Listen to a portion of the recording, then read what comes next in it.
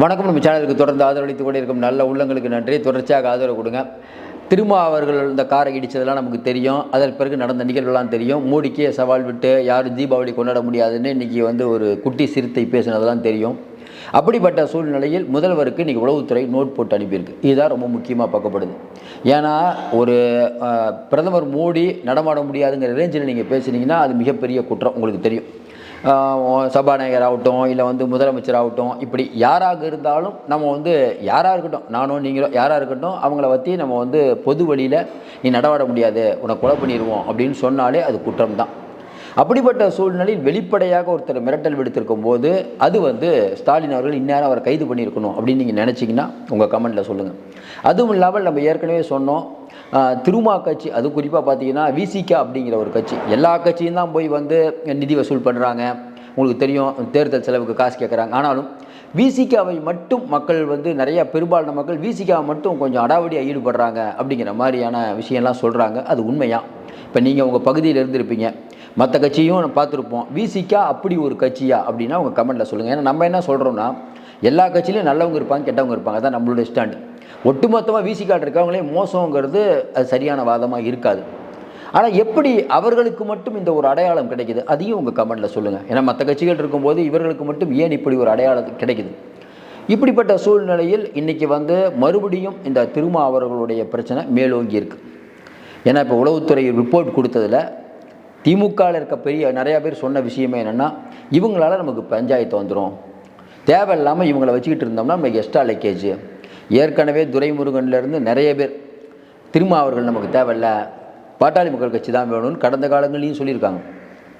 இப்போ இந்த குரல்கள் இன்னும் அதிகமாகுது. என்னென்னா, அதுக்கு நம்ம ஐயாவும் அன்புமணி 2 பேரும் பிரிஞ்சிருக்கிறது இப்போ விசிகாவுக்கு ஒரு பெரிய நல்ல விஷயமாக பார்க்கப்படுது. கொஞ்ச நாளைக்கு முன்னாடி உங்களுக்கு தெரியும், பாட்டாளி மக்கள் கட்சி வரப்போகுது, ஒன்றா இருக்கும்போது வரப்போகுது, விசிகாவை கழட்டி விட போகிறாங்கலாம் செய்திலாம் வந்தது தெரியும் உங்களுக்கு. ஏன்னா திமுக என்ன யோசிக்கும், யாரால் அதிகம் பலம் இருக்கும் அப்படி தான் யோசிக்கும். இப்போ உடஞ்சது திருமா அவர்களுக்கு நல்லது ஒன்று.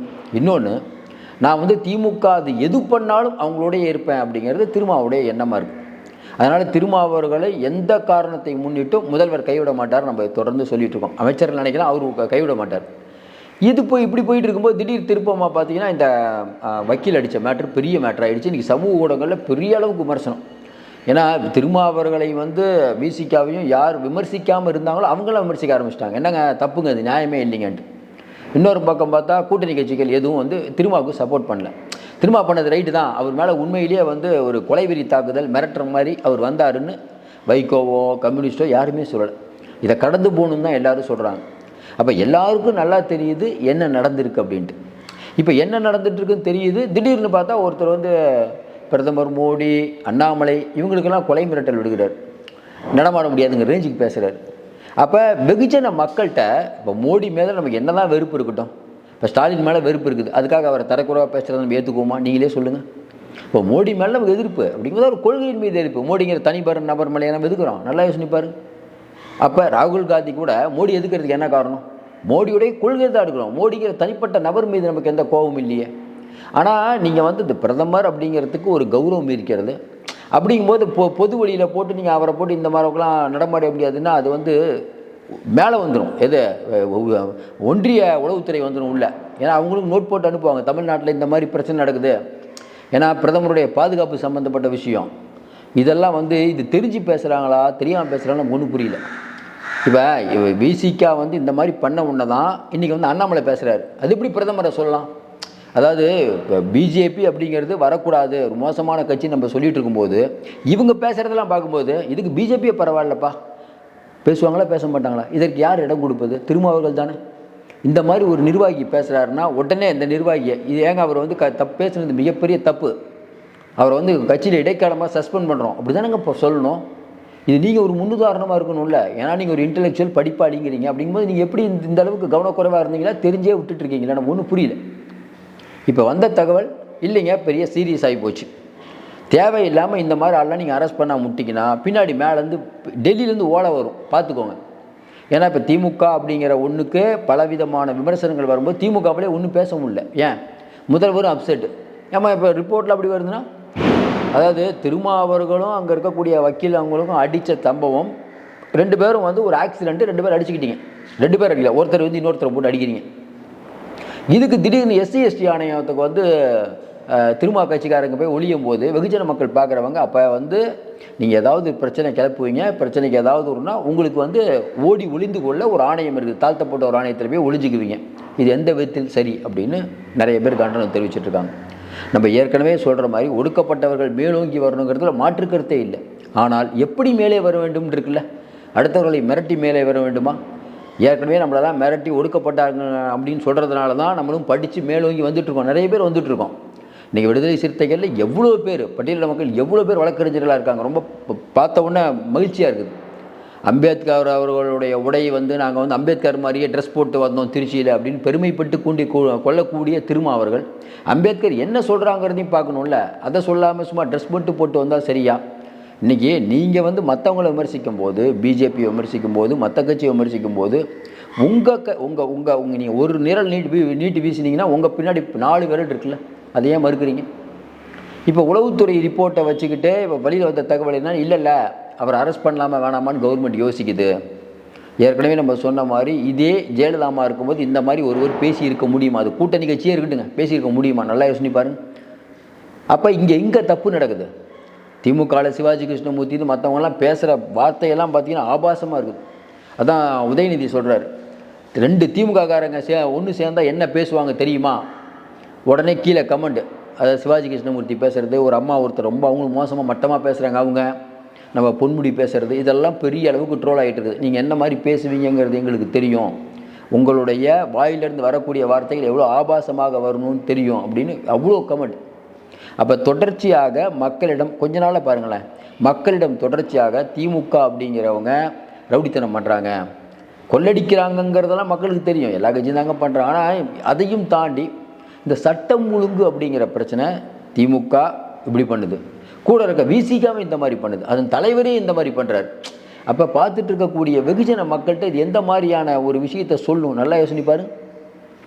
இப்போ திருமாவர்கள் முதல் நாள் இந்த சம்பவம் நடந்த போது இதோடு விட்டுறணும், நடந்து போச்சு விட்டுருங்க, அதையும் தாண்டி வந்து ஒழுங்காக அடிக்கலை அப்படிங்கிறார். அது ஒரு பெரிய சர்ச்சை.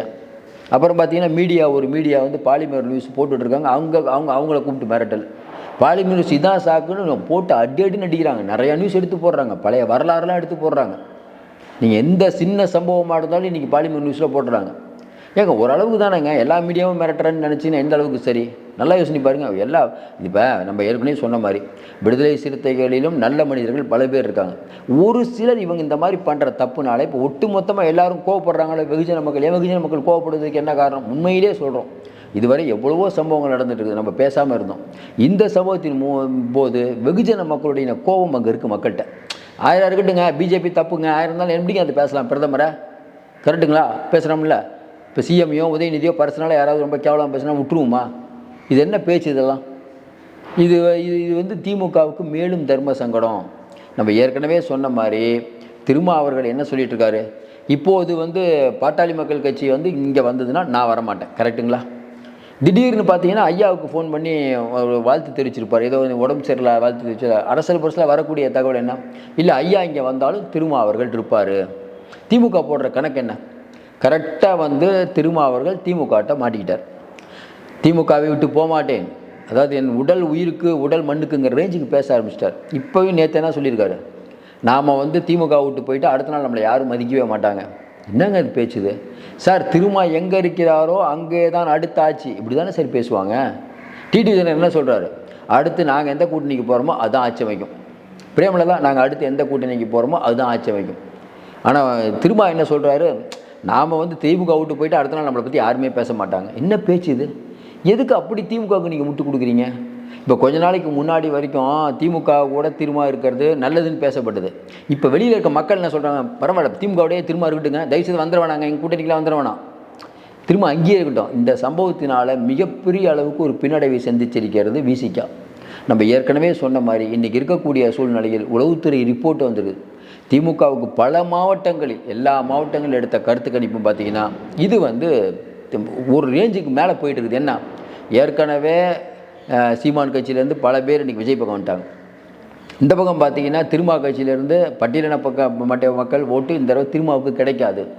வேங்கை சம்பவத்தில் ஆரம்பித்து வடகாடு சம்பவம் பல சம்பவங்களில் இன்றைக்கி இப்போ பட்டியலின மக்கள் சிறுத்தை மீது இருந்த அந்த பாசம்லாம் குறைந்து விட்டது.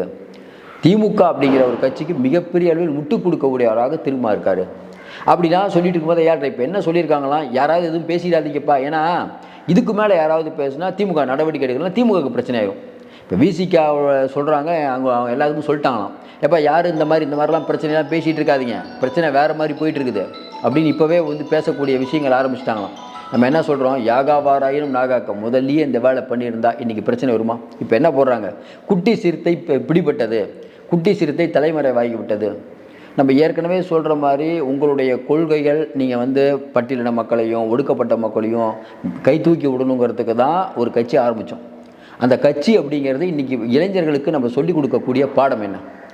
இதுவரை தமிழ்நாட்டில் ஸ்டாலின் இருக்கார், ஐயா ராமதாஸ், அன்புன்னு எவ்வளோ தலைவர்கள் இருக்காங்க, ஓபிஎஸ், டிடிவி எவ்வளோ பேர் இருக்காங்க. இது வரைக்கும் யாராவது ஒரு தலைவர் பொது வழியில் நடு ரோட்டில் இந்த மாதிரி ஒரு சண்டை இழுத்துருக்காங்களா? நல்லா சொல்லுங்கள்.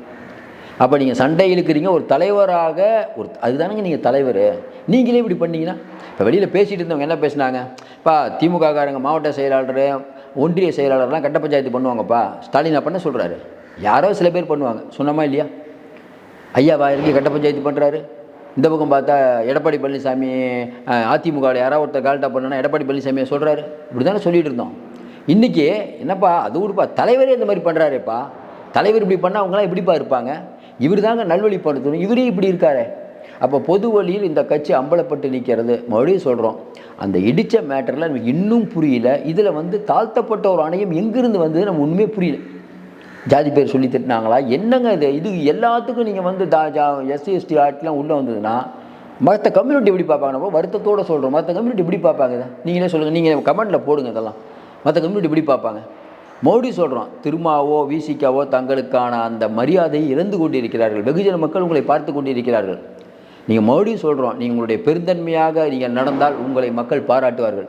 ரைட்டுப்பா, உடுப்பா, சாரிப்பா, இவரே போய் சாரி சொன்னார்னு வச்சுக்கோங்களேன், இன்னும் பெருமை. ராகுல் காந்தி அவர்கள் உத்தரப்பிரதேசத்தில் ராகுல் காந்தி போகிறாங்க, பிரியா காந்தி போகிறாங்க, மேலேருந்து பாரத் மாதாக்கு ஜெய் ஸ்ரீராம்னு சொல்கிறாங்க. அவங்களுக்கெல்லாம் பூங்கொத்து கொடுக்குறாரு ராகுல். எப்படி இருக்குது? நீங்கள் அவங்கள எதிர்த்து நீங்கள் திட்டினீங்கன்னா அப்புறம் நீங்கள் எதுக்கு தலைவர்? அவங்க சாதாரண ஆளுங்க சார். அதனால் ஒரு தலைவராக திரும்ப அவர்கள் தோற்றுவிட்டார். இந்த விஷயத்திலே ரொம்ப கவலையோடு தான் பதிவு பண்ணுறோம். தொடர்ந்து இப்போது உளவுத்துறை கொடுத்த ரிப்போர்ட்டால் சிறுத்தையை தேடிக்கொண்டிருக்கிறார்கள் மாதிரி சொல்கிறாங்க. அநேகமாக கச்சேரி இருக்குமா இல்லையா என்று தெரியவில்லை. ஆனால் ஒரு விஷயம், இனிமேல் சிறுத்தைகள் நிறைய பேருக்கு சுற்றறிக்கை போனதனால் இனிமேல் வாய் அடக்கி கொண்டு தான் இருப்பார்கள்னு சொல்கிறோம். எப்பயுமே யாகாவாராயினும் நாகாக்க, அவ்வளோதான் நம்ம சொல்லுவோம். இதோடு முடிக்கிறோம். உங்களுடைய கமெண்ட்டை சொல்லுங்கள், தொடர்ந்து ஆதரவு கொடுங்கள். நிறைய அண்மை தகவலை தந்துட்டுருக்கோம். மீண்டும் சந்திப்போம். நன்றி, வணக்கம்.